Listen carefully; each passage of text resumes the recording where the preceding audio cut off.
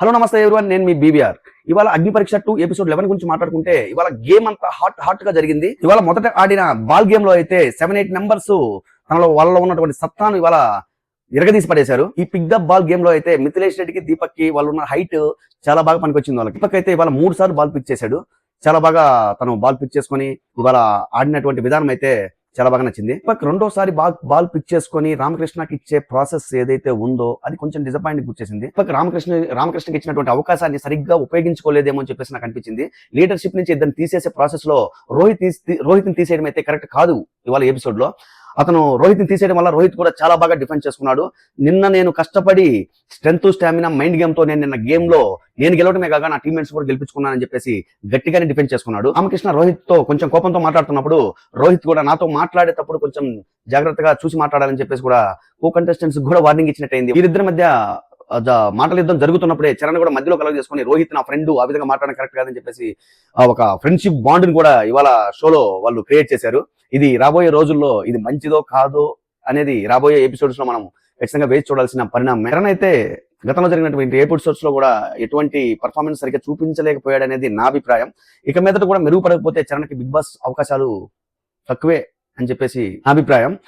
ఖచ్చితంగా చరణ్ రాబోయే ఎపిసోడ్స్ లో ఖచ్చితంగా తన పర్ఫార్మెన్స్ చూపించి జూరీని ఖచ్చితంగా ఇంప్రెస్ చేసి బిగ్ బాస్ కి వెళ్ళాలి అని చెప్పేసి నేను మనస్ఫూర్తిగా కోరుకుంటున్నాను. అంతేకాకుండా ఇవాళ రామకృష్ణ బ్యాడ్ లక్ ఏంటంటే గేమ్ ను కూడా సరిగా అర్థం చేసుకోకపోవడము, కొంచెం టెన్షన్ గా తొందరగా ఏదో కన్ఫ్యూజ్ అవుతున్నట్టుగా ఇవాళ గేమ్ సరిగా అర్థం చేసుకోలేక పాపము ఎల్లో కార్డు కూడా బలైపోయాడు. అంతేకాకుండా దీపక్ సెకండ్ టైం ప్రియకి బాల్ ఇచ్చినప్పుడు కూడా ఆమె కూడా ఇద్దరిని లీడర్షిప్ నుంచి తీసేయాలన్నప్పుడు మిథిలేష్ రెడ్డిని, అమన్ని తీసేశారు. అమన్ అంటే ఓకే, తను ఏం మాట్లాడతాడో ఏం అర్థం కాకపోవడం వల్ల ఓకే, తను తీసేసినా కూడా పెద్ద ఆ టాపిక్ అయితే మాట్లాడుకోవాల్సిన అవసరం లేదు.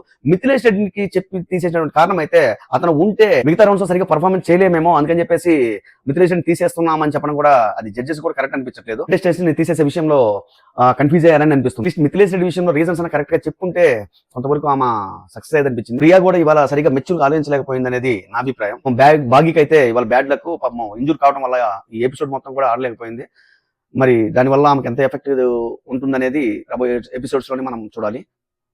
సో ఆమె త్వరగా ఇంజూర్ నుంచి కోలుకొని మిగతా ఎపిసోడ్లు సక్సెస్ఫుల్ గా ఆడాలని చెప్పేసి మనస్ఫూర్తిగా కోరుకుంటున్నాను. ఇవాళ షోలోకి ఎస్కే అనే ప్రొడ్యూసర్ వచ్చి కంటెస్టెంట్స్ అందరితో మాట్లాడి మోటివేట్ చేసి అగ్ని పరీక్ష 2 ఈ వేదిక మీద నుంచి ఎవరికైనా రాబోయే తన నెక్స్ట్ పిక్చర్స్ లో ఒకరికి అవకాశం ఇస్తా అని చెప్పేసి హామీ ఇచ్చిపోయాడు.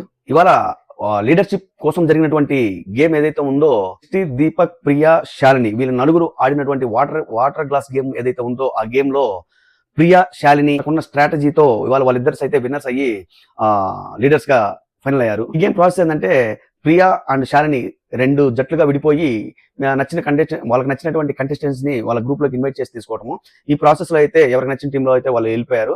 ఫైనల్ గా ఈ గేమ్ లో ఉన్న ట్విస్ట్ ఏంటంటే ఫైర్ కార్డ్ అనేది జరిగిన ఎపిసోడ్స్ లో అమన్కి గెలుచుకున్నాడు. ఆ కార్డు ఇవాళ యూజ్ చేయాలని చెప్పారు గేమ్ లో. ఆ కార్డు వచ్చేసి అమన్కి ఇవ్వకుండా శాలినికి ఇచ్చారు బిందు గారు. శాలిని కూడా తన గ్రూప్ లో ఉన్నటువంటి అమన్కి కనీసం ఆలోచించకుండా కూడా అమ్మనికి ఇవ్వాలన్న ఆలోచన కూడా తట్టకపోవడం ఇదైతే వాస్తవంగా ఆలోచించదగ్గ విషయమే. అమనికి కానీ ఇచ్చుంటే పాపం అతను గెలుచుకున్నందుకు కొంతవరకే న్యాయం జరిగేది. కనీసం తన గ్రూప్ లో ఉన్నటువంటి అమనికి కూడా ఇవ్వకుండా తీసుకెళ్లి ఆపోజిట్ టీమ్ లో ఉన్నటువంటి ఝాన్సీకి ఇచ్చారు. కానీ ప్రియని తీసేసి ఝాన్సీని లీడర్ గా చేశారు. ఛాలెంజ్ చేసే గేమ్ ఏదైతే ఉందో ఈ గేమ్స్ లో అందరూ బాగా పర్ఫామ్ చేశారు, ఝాన్సీ టీమ్ లో కానీ శాలిని టీమ్ లో కానీ. సో ఫైనల్ గా ఝాన్సీ టీమ్ లో ఉన్నటువంటి హేమంత్, మిథిలేష్ రెడ్డి ఎక్కువ టైం పట్టుకోవడం వలన ఇవాళ ఝాన్సీ టీం విన్నర్ అయ్యారు. ఆ ఝాన్సీ టీం నుంచి ఇవాళ ఒకరు ఓటు అప్పీల్ చేసుకునే అవకాశం ఉండడంతో ఝాన్సీ డైరెక్ట్ గానే చాలా బాగా కష్టపడ్డాడు అని చెప్పేసి హేమంత్ కు ఇవాళ ఓటు అప్పీల్ చేసుకునే అవకాశం అయితే ఇచ్చింది.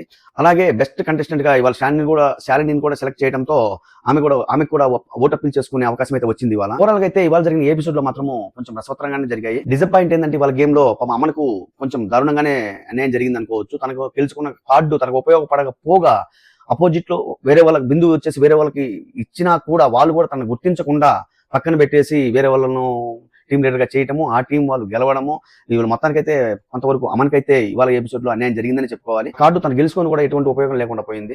ఓకే, ఓవరాల్ గా ఎపిసోడ్ 11 అయితే కొంచెం ఇంట్రెస్టింగ్ గా జరిగింది. Okay, thank you so much. నేను మీ బీబీఆర్.